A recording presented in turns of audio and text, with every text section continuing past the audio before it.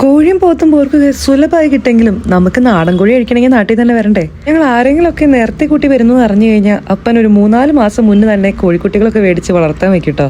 കാലത്തോടെ തന്നെ എന്താ കഴിക്കണ്ടേന്ന് ചോദിച്ചപ്പോൾ എനിക്കങ്ങനെ പ്രത്യേകിച്ച് ആഗ്രഹങ്ങളൊന്നും ഉണ്ടായിരുന്നില്ല. അപ്പൊ അപ്പൻ തന്നെ പറഞ്ഞു നമുക്കെന്നൊരു നാടൻ കോഴിനെ കൊല്ലാന്ന്. അപ്പൊ അങ്ങനെ ഒരുവൻ അങ്ങോട്ട് നമ്മൾ പൊക്കി. നമ്മൾ കോഴി എപ്പോഴും റോസ്റ്റ് ചെയ്യണേക്കാളും നല്ലത് കൂടെ കഷ്ണം ഇട്ട് വെക്കുമ്പോൾ അതിനൊരു പ്രത്യേക ടേസ്റ്റാണ്. അതുകൊണ്ട് ഇപ്രാവശ്യം നമ്മൾ എടുത്തേക്കുന്ന നേന്ത്രക്കായാണ്. സാധാരണ നമ്മുടെ അവിടെയൊക്കെ നേന്ത്രക്കായും കുമ്പളങ്ങയും ഒക്കെ ഇട്ട് കോഴി വയ്ക്കാറുണ്ട്. പക്ഷെ ഞാനിത് പുറത്ത് പറയുമ്പോൾ അവർ പറയാറുണ്ട് കോഴിയുടെ കൂടെ എപ്പോഴും മണ്ണിൻ്റെ അടിയുള്ള സാധനങ്ങൾ മാത്രമല്ലേ പോവുള്ളൂ, പുറത്ത് ഉണ്ടാകുന്ന സംഭവങ്ങളൊന്നും നമ്മൾ ഇടാറില്ലല്ലോ അത്. പക്ഷെ നമ്മളവിടെയൊക്കെ ഇതെല്ലാം ഇടാറുണ്ട് കേട്ടോ. അടിപൊളി ടേസ്റ്റാണ്.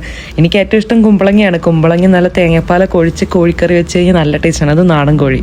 ബ്രോയിലർ കോഴിയൊന്നും നമ്മൾ അങ്ങനെ വെക്കാറില്ല. പക്ഷേ നാടൻ കോഴി വെച്ച് കഴിഞ്ഞാൽ ഈ പറഞ്ഞ കഷ്ണങ്ങളൊക്കെ ഇടാറുണ്ട്. അപ്പോൾ ഇന്ന് നമ്മൾ ഇടുന്നത് നേന്ത്രക്കായാണ്. അപ്പോൾ എന്തായാലും നിങ്ങൾ ട്രൈ ചെയ്തിട്ടില്ലെങ്കിൽ നിങ്ങൾ ഒരു വട്ടം ട്രൈ ചെയ്ത് നോക്കണം.